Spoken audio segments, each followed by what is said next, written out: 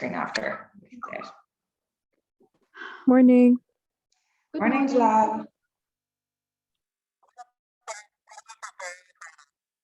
Morning, Mo. Morning. Hi, Muriel. Hi, how are you? Good, good. So I think one or two, we're just going to be a few minutes late. I've pinged them. But we have Dimple with us today from Facebook. So Dimple, for the people that we have on now, do you want to just give a quick intro to yourself and then I'll let them intro to you? Absolutely. Morning, guys, and I'm super happy to be here. I am a measurement science partner here at Facebook. I have been with Facebook for past nearly 2 years now. And before that, I had a good long run of 7 years in the agency life. Since I started working, I've always been mostly around measurement of campaigns, all measuring, does it bring value or not? So all about numbers. Today, I'm going to take you through pretty much the basics of measurement, how you could start measuring and what you should think before you start measuring. So please feel free to ask me any questions. And I guess we have office hours also during the week, so we can talk about more measurement if you have any questions. Over to you guys. Perfect, thank you. So Jalal, do you want to kick off and just introduce the brand? Of course. All right, so I'm the co-founder of Cones and Rods, a luxury eyewear brand that focuses on limited edition production and using eco-friendly materials. Amazing. Mo, do you want to go? Yeah, sure. Hey guys, my name is Mohammed Bajaba. I am the founder and creative director of Proud Angeles, is a casual and streetwear brand inspired by LA and Saudi youth. Perfect. I like how there's always one line difference every new day when he introduces himself. He changes one thing about it. I'll freestyle next time. Jude, do you want to go? Hi, good morning. My name is Jude Sultani. I'm the creator and owner of Noms Live. It's a graphic, fun, ready-to-wear lifestyle brand that was built around characters that are a secret society. Amazing.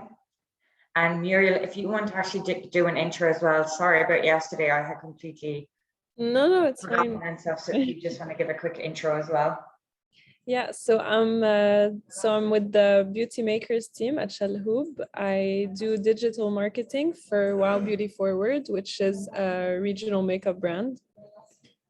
So I handle the social media and everything. So yeah, this is why these sessions have been very useful to me. Good, good. And we'll have a beauty lab happening. We're starting the applications this month. So similar to the fashion lab, this will be round 2 for beauty. So all your info will be much needed. Okay. So Dimple, if you want to share your screen and kick off the session. And as she mentioned, guys, if you have questions throughout, you can. And Dimple's also a part of the office hours that Facebook has kindly given us. So if anyone wants more time with her after the session, which is just an hour, you can book it in with me and then she'll schedule the meeting with you. Perfect. Can you see my screen? Yeah, all good. Okay. Sorry. Okay, perfect. So, hi everyone. Thank you once again for joining the session today. And I am, like I mentioned, I'm the marketing science team. I work at the marketing science team here at Facebook, and I'm very excited to speak to you about fundamentals of good measurement. So let's get started. Sorry, I don't know why my slide's not changing. There, gone. So in today's session, we want to help you answer a number of key challenges when it comes regarding measurement. So the first thing we're going to cover is understand the value of good measurement.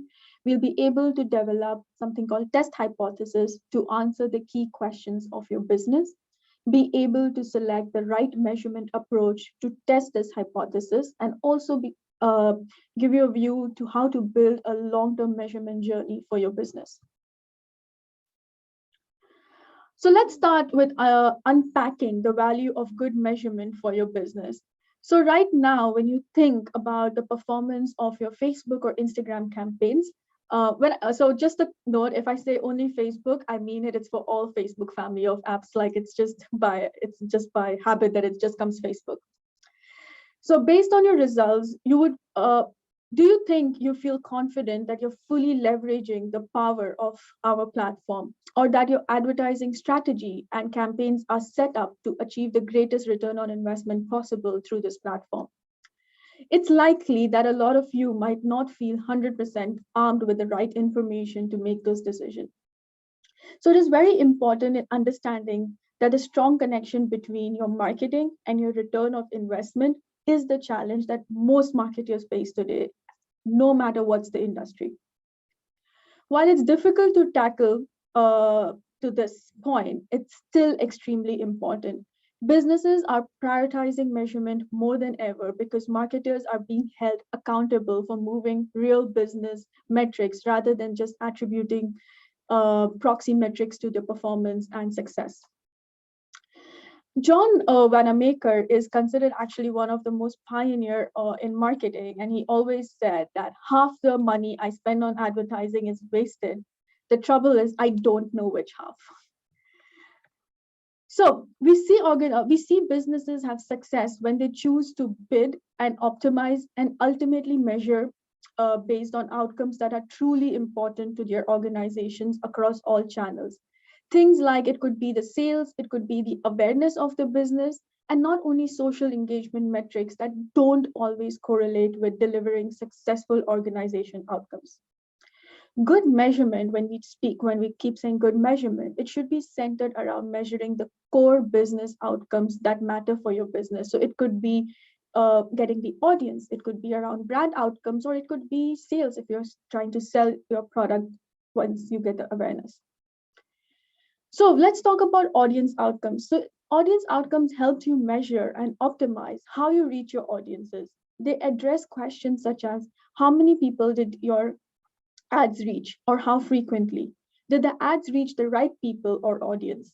Did the ads reach the same people cross device? Moving on to brand outcomes. Brand outcomes helps you measure how your media spend impacts your brand objectives. They address questions such as, did they generate brand awareness? Did your ad change the perception of your brand? Did the ad resonate with people on a deeper level? Last, which is the lowest in the funnel, which helps you measure how your media spends impacts your sales or ROIs. They address questions such as, did your ads deliver your organization outcomes? Did they contribute to your return on investment? Did it lead to more subscribers or more followers or more influence, more leads? Did it result in more leads, or did they increase your recurring sales happening for your business? Measurement, which is focused on business outcomes, helps you to spend money wisely. Now more than ever, it's important to ensure that you maximize the value of every dollar, euro, pound, dirhams, Saudi riyal that you spend on advertising. Grounding your marketing strategy in reliable data through testing will ensure you achieve just that. So you might be wondering, is formalized testing really that important? Will it be worth my time and energy, and what benefit this will be to my business? And this is a fair question. After all, testing properly requires planning, it requires prioritization and effort to go behind it. We believe that the answer is yes. It is absolutely worth it and would go as far as saying it's necessary. The key point is to be formalized over here. If we don't test appropriately to gather robust evidence of our decisions, then what is left is only our assumptions. And this is risky. As the author of over 70 books, Brian Tracy puts it so well, incorrect assumptions lie at the root of every failure. Have the courage to test your assumption. In case you're still a little fence about this, I'd like to share with you some common misconceptions we hear from advertisers or businesses around testing. The first one is that we can just review the campaign results in Ads Manager or attribution tools, and this will allow us to assess what works best and we can optimize as needed. But this is a really important one. Comparing campaigns side by side in Ads Manager to see what strategy works best can lead you to the wrong conclusions. As Ads Manager reports results using only last touch attribution model, that is, which point was the last one before the sale happened or awareness or the client became or the consumer was aware about it. Within a selected window with only a single platform view, it will allocate all the credit to that last touch. So if you're comparing, for example, a campaign to get new customers versus campaign that we are going behind the old customers again, by default, the campaign which says that we're going behind the old customer again will get all the credit. This doesn't actually tell us that prospecting campaign added any new real value. Another common perception is that if we use automation tools like campaign budget optimization, or run several creative at the same time in the same ad set and let the machine learning decide which one is driving superior results, this negates the need for testing. While we really recommend to leverage all our automation tools as much as possible to maximize performance, testing should also be part of the strategy to ensure that we are not wasting any money. Other concerns that testing requires is a lot of time. It's a luxury only for advertisers with large budgets, or it's complex, it's very difficult. These all are misconceptions. At our platforms, with our platforms, any advertiser from the smallest to the largest, we can run tests and we can help them make better decisions using our tools. So let's have a look first. So we spoke about why is it important, why is good measurement important, but let's have a look how you can start building this culture of experimentation. It all starts by asking the right questions and designing the right tests that is able to give an answer to these questions. Once you ran the test, it is important to analyze the results of the study, but also the other elements such as the campaign performance and the assets that have been used to correctly interpret these results. Each study you run will give you an opportunity to dig deeper to fully understand the cause of a result, which can lead to new tests. So it's a continuous experimentation where one hypothesis results, another hypothesis results. And this is where the culture comes to play. We can speak about a test and learn mindset once there has been an action taken on the basis of the results, and there is a room for continuous testing to improve the strategies. Before we go into what good measurement looks like, the first thing to really do is to clear on what's your strategy on Facebook, Instagram, our family of apps, to make sure that your business goals are SMART, as in specific, measurable, achievable, relevant, and time-bound.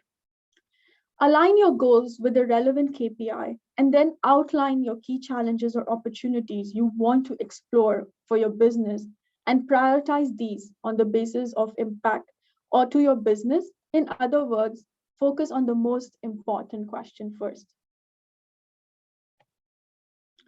Here are the 4 things that good measurement needs in order for you to need to really drive value for your business. First is the key key business objective. That is, what are you trying to achieve? Which answers can business challenge or problem that you're currently experiencing? Second, with your business goal in mind, you need to identify the primary key performance indicator or how you will measure results. So what does success look like? For example, it could be, I want to increase my brand awareness from 2 points to 5 points. I want to increase my sale from, let's say, 5 units to 10 units. Next, you'll want a strong question. Once you've identified the business challenge, you need to ask the right questions and design the right test that is able to give you an answer on these questions. This question will help you formulate a test hypothesis that specifies the expected relationship between an independent and a dependent variable. So the independent variable is basically all the things that can lead to a sale or a brand awareness. So dependent is the brand awareness, for example. We need to do X, Y, Z to lead to that brand awareness. Make sure you're only testing for one variable. Let's deep dive into these areas now. Let's start with your business objective or key challenges that you're trying to solve when you approach testing. It could be any of these. These are just examples. You could have more, you could have something very different. Do you want to understand how to increase the sales you get on Facebook or Instagram, or how do you drive recurring sales? How do you reach untapped audiences, or how you increase recurring audiences? Do you want to solve for higher new customer signups or future-proof your brand name? Or do you want to understand which creative is working better at driving higher sales? These are only examples of what our business challenges could look like. Once you have decided on your organization's challenge, you then need to define your primary KPI that to be able to measure this. Decide on which stage of the funnel your KPI is at. So we know there is an upper funnel, which is awareness, mid funnel where consideration, and lower funnels are conversions. It may be, so the KPI you decide may be a brand metric. If you're asking yourself if people are aware about my business or new campaign, or if you're thinking about repositioning your brand. Or it may be a conversion metric, such as you want to drive online sales, you want to drive sign-offs of new customers. Your primary KPI should align clearly with your business's objective. For example, if your objective is how can I increase sales that you get on Facebook, the primary KPI should be lower funnel metric of conversions. I'm just going to take a pause, like, am I going fast or everyone's with me? No, it's super clear on my side anyway. Does anyone have any questions so far? Or is everyone good? I can't see you guys, so like, I just want to make sure that I'm not doing super fast. Oh, sorry, I have my camera off as well. No, it's fine on my side if you want to continue. We have it recorded anyway, so if anyone needs to go back over it. Perfect. Okay, so coming back. Now you need to ask if the question you're asking yourself about your business is really trying to solve your business challenge. It's important to get specific on your question and what aspect of your strategy it relates to. Challenge yourself here. Is it bold enough to be able to derive learnings or insight, or is it focused on small iterations that will not give you clear results that you're looking for? Some examples of clear questions are, which creative ratio, vertical, square, leads to more sales or brand awareness? Which placement should I be on the feed or stories drives higher awareness of my brand or product? Does adding a brand message to my campaign drive recurring sales? Be on point, be bold, ask the tough questions. Once you have clearly defined your question, you need to translate this business objective tied to that question into a test hypothesis.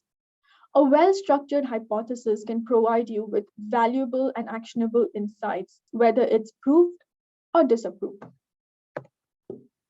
So how do you develop hypothesis? Like I mentioned, a lot of times it all starts with understanding the organization's or business objective, the problem your business is looking to solve, again, exactly as what is needed for good measurement. The next step is to create a hypothesis based on what the insight could be around the problem. This could be based off prior research, observation, your experience on the business goal, challenge, or even opportunity. Taking the insights into account, we then identify the specific variable that we want to test based on the clear, specific question exactly as needed for good measurement. We then develop the hypothesis in a statement format, finally. Then we identify what are the relevant KPIs that will help us to know if the hypothesis we set up is going to be approved or disapproved.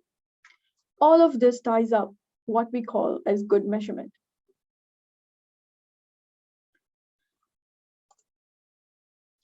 Okay, so making accurate assessments of the effectiveness of your advertising directly impacts your business growth.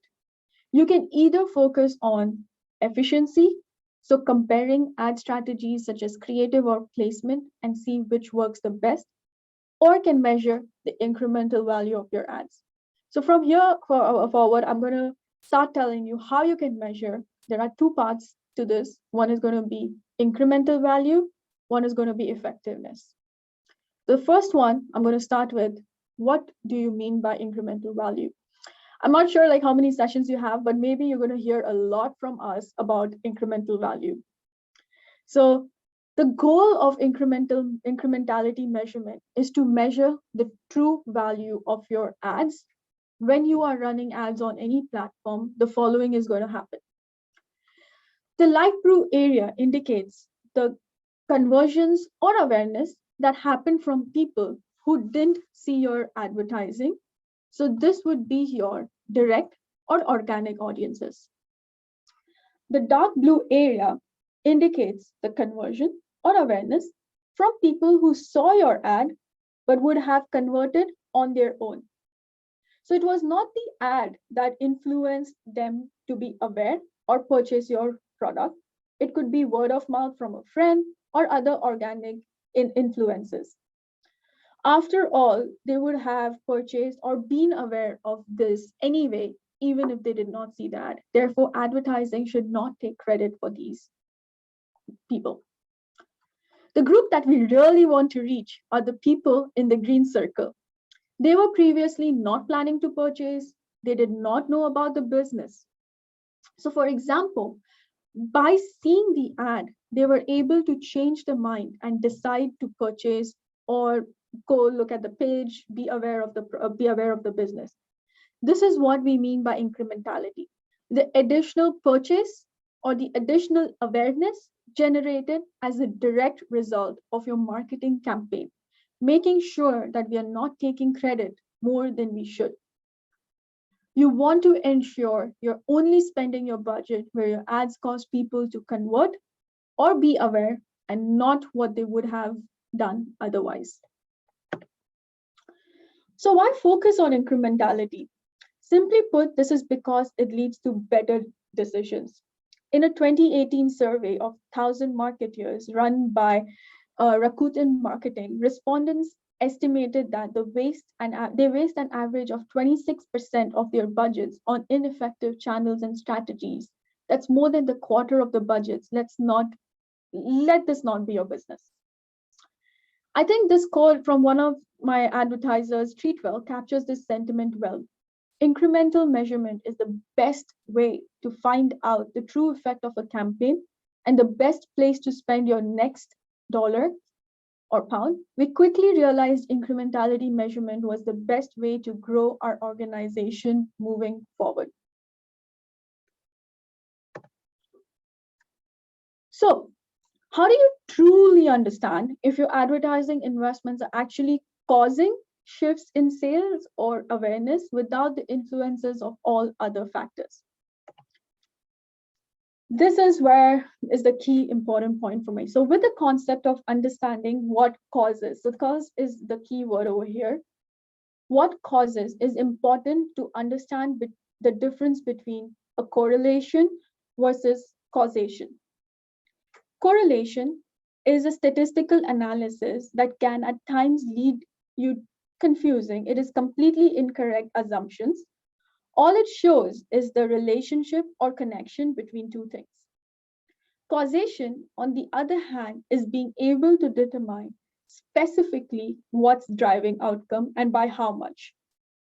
Causation means one event is 100% certain to cause something else. Let me give you an example. Correlation is not causation. Correlation is not causation. Correlation is not causation. At times during my statistics studies, I felt like Jack Nicholson in the movie The Shining, in which we witness his descendant into madness as he types the same sentence over and over again. All work and no play makes Jack a dull boy. Correlation is not causation, is a statistics mantra. It is drilled like military school style into every budding statistician. I was one of them. But what does it actually mean? It means that just because two things correlate does not mean that one causes the other. In life, you can find a lot of examples where two things can highly correlate with each other, such as ice cream sales on a hot day or shark attacks in summer. Or in this example, the per capita consumption of chocolates by country and Nobel Prize winners. There are three possible scenarios here. Eating chocolate makes you more likely to win a Nobel Prize. If that were the case, I would definitely not be a Nobel Prize winner. I don't have a sweet tooth. This is correlation. The two things are super unrelated. In other words, total bogus. Or with, sorry, any questions? I see someone's camera came on. Okay, cool. Or that both variables are influenced by another variable, perhaps level of education or proximity to Northern Europe. To truly establish whether chocolate leads to winning Nobel Prize, we should have 50% of the population eat chocolate and 50% not in what we call randomized controlled trials. So this is the new term. Randomized controlled trials or experimental design is the gold standard methodology in running tests, which helps you answer the causal impact of your campaigns. This is what is followed in as Facebook when you test. Why is this important? Randomized controlled trials are our best method of finding out if treatment is actually effective. In other words, if one thing actually caused the another.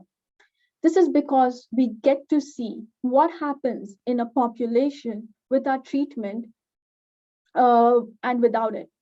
And the randomization ensures that there is no meaningful differences between these two groups. They're similar in every way. So let's go back to our chocolate consumption and Nobel Prize example, because we'll never know if eating chocolate is really effective unless we compare it to non-eating chocolates in randomized controlled trials. In this example, the way that this would work is taking the total population of people, randomizing and splitting them into two groups, test and control, or control is also called the holdout group. We then feed the test group with chocolates and withhold chocolates from the holdout. We then compare the increase or the lift in the number of Nobel Prizes winner between the test and the holdout group, and should the Nobel Prize winners in the test group also be statistically significant, which is greater than the holdout group, then we can definitely say that eating chocolate is said to be an effective strategy to win a Nobel Prize, which would make me very sad. Awesome. So the right measurement approach will allow you to answer how your campaigns are driving sales or awareness for your brand or business that wouldn't have improved otherwise. Facebook marketing solutions are focused on helping you understand whether your advertising is effective, resonating on our platforms. We do this by reporting metrics that drive real business outcomes such as brand awareness or conversions instead of proxy metrics which do not directly align to your goals such as clicks, likes, or shares. As mentioned, we offer quite a few of solutions to measure both incremental value on Facebook or Instagram, but we also help you measure the efficiency comparing ad strategies such as creative to see what works best. So there are two primary categories we offer. One, the incremental. These are the lift tests which follow the randomized controlled trials, which helps you answer which strategy caused the greatest incremental value, and they include control or holdout. This is an important distinction. Second, we have A/B testing, which is also known as split testing, where there is no holdout, but what we do is we just split the group into two, the population into two groups, and we test the strategy and we just see which is more efficient. There's no causal. I'm going to take you through each one of them. So as mentioned during the Nobel Prize example, so at Facebook, we use the same research as gold standard of experimental design to evaluate the true impact of Facebook ads via lift. Lift testing compares the results from different groups of people, those who have been exposed to an ad versus those who have not been exposed, to determine if the ad caused an incremental increase in the business KPI we are measuring. It could be brand, it could be sales, it could be audience. The way this works on Facebook is exactly the same, right? So Facebook randomizes and splits the target audience into two groups. The business or the advertiser runs the campaign to the target audience. The ads will be delivered to the test group and will not be delivered to the holdout group or the control group. Facebook then calculates lift by comparing either the number of purchases or the increase in brand awareness between the test and the control group to be able to determine what's the actual lift or the incremental value driven by your campaigns. Because the groups are completely random, any difference we see are 100% driven by Facebook campaign. This is the incremental impact of any campaign. So let's start again to go a bit more detail into brand lift. So Facebook's brand lift solution works best for advertising who are building their brand equity and are focused on helping advertisers measure brand equity results such as brand awareness or ad recall. When would you use brand lift, right? So it is specifically for advertisers who are building a brand or product awareness, who want to increase the familiarity or favorability of the brand, or driving recommendation or intent. Even if you are driving sales, for example, you're a performance marketer, we would still recommend conducting a brand lift. For example, you may typically focus on creating performance campaign to increase your sales. But when it's time for your business to launch a new product or a product, they may want to conduct brand lift first to see the impact of Facebook ads on awareness of the new product. This would be very important because brand equity can lead to long-term brand loyalty and ultimately the purchase of your product. So with brand lift, we allow businesses to ask 3 questions across different areas of the funnel, from ad recall, which is mandatory, all the way down to intent, and you're able to adjust the language based on the needs of the business. Some examples here are, so it's not necessary that the 3 questions have to be from upper, lower, mid, or upper, mid, or lower funnel. It could be from anywhere. You could have 2 upper funnel questions and 1 mid funnel, or you could have all 3 from upper funnel. So it really depends on the business. But the only mandatory one is the first one, which is upper funnel. Do you recall seeing an ad for brand/product online or on a mobile device in last 2 days? Mid-funnel questions are like, how familiar are you with your brand/product/business, whichever, like you could reframe the question. And lower funnel is, how likely are you to recommend your brand, product, business? Just a note here, as we should not use proxy metrics like clicks, likes, or shares, we also should not use proxies for conversion metrics. So we highly recommend businesses to not try to correlate the answers you get on how likely are you to purchase brand from the lower funnel with your actual sales, because they might not always be right, because this is still a survey. So based on the selected 3 questions, users are polled in very natural, non-intrusive manner on the platform. And this is what a brand lift test looks like. So you would have an ad, and while a consumer scrolls, they would see a poll which looks similar to this. Do you recall seeing an ad for Jasper's Market online or mobile? So the user would say the yes, no, not sure. And this poll is served to everyone, irrespective they are in the test or the control group, because that's how we will understand the lift because of your ad campaign. So So this is a quick example from Benefit Cosmetics, who used brand lift to measure awareness around a new product. So their goal was to raise awareness about a brow collection product. So they partnered with Facebook and Instagram to introduce its new brow collection and build awareness for their new product. So their creative concept focused a lot on magically transforming brows. And they used assets for they worked with our creative shop, and they built assets for high performance, optimized for mobile with clear branding and a cohesive story across the campaign. So as a result, they ran the brand lift for this campaign. They saw that they had 4-point lift in overall ad recall.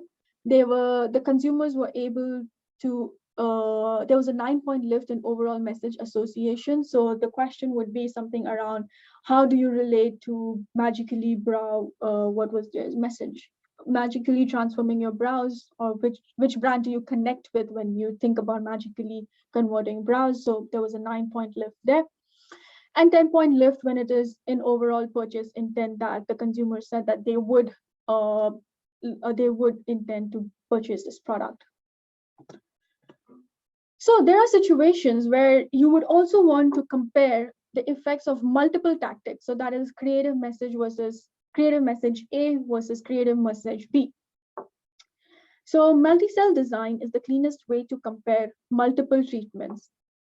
In such setups, Facebook divides the randomized Facebook population into mutually exclusive cells, whereas each test cohort is exposed to only one tactic and is measured against its own equivalent control cohort. Sometimes to keep in mind here is that more cells you add, the more complexity is introduced to the study and the more reach is required to ensure it is statistically powerful. So let me try to explain in more simple words. So on the left, what you see is basically a single cell lift test. So in single cell lift test, so it just helps you understand if Facebook's working or not. So how many incremental actions are driven by this strategy? Or what is the cost per incremental action for this one strategy? On the on the right-hand side is something called the multi-cell lift test. So over here, you have two test groups, two control, and it helps you to compare two strategies. And at the same time, let us know what is the incremental value driven by both these strategies, because there is a control group where they are not seeing the ads.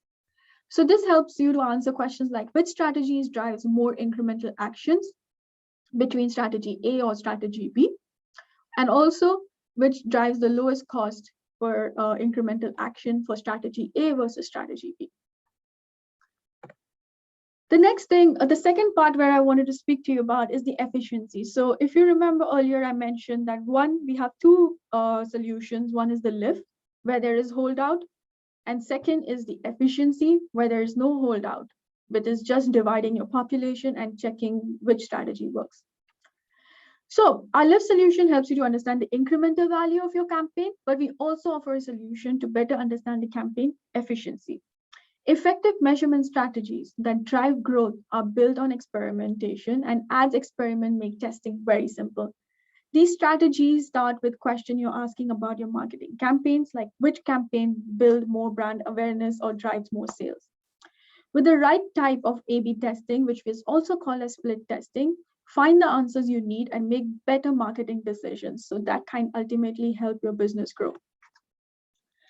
So our advertisers are commonly looking at conducting A/B testing to see how different ads compare to each other. But as a marketer, it can be challenging to accurately run A/B testing on your advertising, which can lead to inaccurate insights or optimization. Facebook A/B testing tool works across family of apps, so it works with Instagram, everything, to help understand which ad strategies have the strongest impact on your campaign performance. You can then use these insights you gain from A/B testing to improve your future media plans. So Facebook's A/B testing helps you to easily test different ads to see which ad performs the best. It divides your audiences into random, non-overlapping groups who are shown ad sets which are identical on all aspects, except for a distinct difference or variable. For example, your variable could be different creatives, it could be different audiences, placement, delivery optimization. Facebook will only use the variable you choose to be able to split these audiences and tell you which is the winner based on efficiency. The performance of each ad set is then measured against your campaign objective, and the best performing ad set wins. In general, a split test is perfect for day-to-day tactical optimizations. So goals can differ from campaign to campaign, which is why we offer a few ways to test your ads as described. Ultimately, it is all about accurately measuring your campaign's ability to drive the metrics that matter most for your business. So your business question, which we spoke about at the very beginning, should guide the right testing solution based on the business questions you want to answer.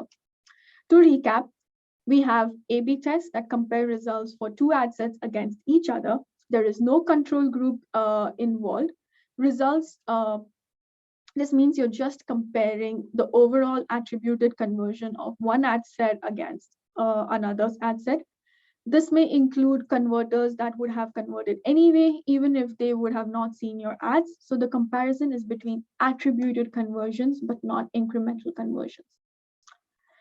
Then we have single cell lift tests, which includes a holdout or a control group and others don't.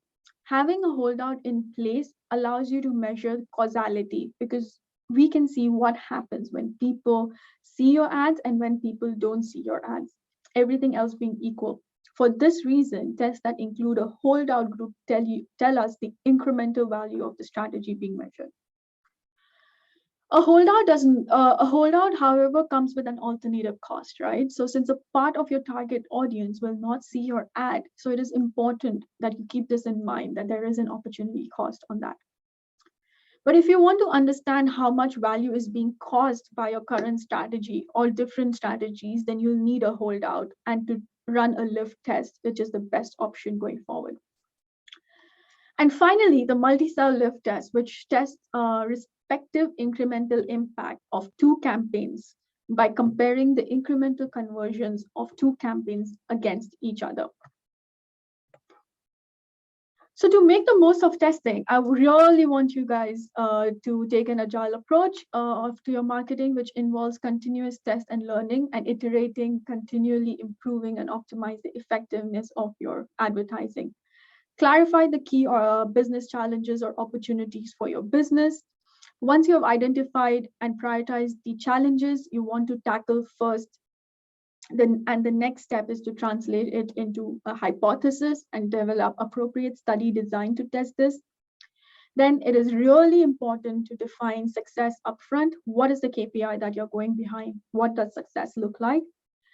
The next is, of course, to run tests and then learn and iterate, and then you go back. Whatever results you get, you could go back to go and create new hypothesis and design tests, and that's where the culture of experimentation and continuous learning starts. So to wrap up, key takeaways from the sessions, I hope you guys got these key takeaways. So to drive value for your business, you require good measurement. You should have a business challenge in mind, a primary KPI, a clear question, and a test hypothesis. A well-structured hypothesis can provide valuable and actionable insights, whether it is proved or not proved. One size does not fit all, so please keep testing different approaches to find out what works best for your business and incorporate testing plans and learnings into a long-term measurement journey for your business and continue to test and learn. Thank you. And like, if you can scan that and give me some feedback, it's just literally 10 seconds. It would be super useful for me and also to improve future sessions if we conduct again. And open to questions, if any. That's super cool. I don't know if I'd be brave enough to be putting up a scan code at the end of my sessions. I would love to know, even if it is good. It's test and learn, right? Yes, exactly. So guys, if anyone has any questions or anything like that, It shows that you need the permission when I scan. Do you? Okay, I'm gonna just like probably send the link. I try to be more techie. Okay. I don't know how to solve. You did it, just the permission. Let me see how I can, let me first stop sharing. I don't know why you guys don't have permission, but if it doesn't work, you can pop the link into the yes, that's what I'm trying. But yes, in the meanwhile, any questions? Dimple, just out of curiosity, are we left to have share the deck with the designers? So can we share the deck? I need to double check on that. I'm not 100% sure, to be very honest. So I'll check and get back to you. That's okay. I have a question about the A/B testing. So does A/B testing means creating a campaign and choosing different creatives for it, or maybe choosing the same creative for different audience? It could be Or- any. Okay, so just like giving options.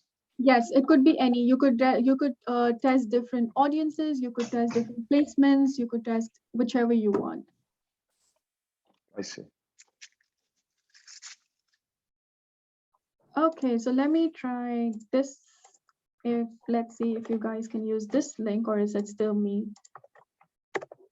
I'm not Perfect. sure how to give permission, honestly. I'll see if it asks for permission from me. You need permission. Oh, it's because it can only be viewed by owners' organizations, so I'd have to be in Facebook to have permission. So I don't know how to change that. Okay, I'm very sorry. That was very, very weird for me. I should have checked that. I feel excluded, Dimple. I feel excluded. I'm still like, if you see, I'm just looking up. I don't know how to get, okay, manage how responses are collected. Is that? No, you're totally fine. Anyway, with the designers, I can send it into the group chat later and stuff like that to give back feedback and stuff. Okay. Got it. I think I got this now. Can you try the link again? Got it. Yeah. Does it work now? Yeah, perfect. I have the form in front of me. Okay, amazing. but guys, just say that the scan worked, if anyone asks. But please, guys, like any please give me your feedback. It would be super useful, and it will just help me better for when we have sessions again, follow up, or also during our office hours, so I know where to focus on, because it was the first time I'm meeting you guys, so I wasn't very sure. But yeah, this was the most basic I went started with. Amazing, amazing. Thank you very much. No problem. Thanks a million for your time, Dimple, and I'm sure we'll be chatting again. Designers, I will see you all tomorrow for our final Facebook session. Thank you guys Thanks so for joining. much. Thank you. Thanks, Thank you. guys. Bye.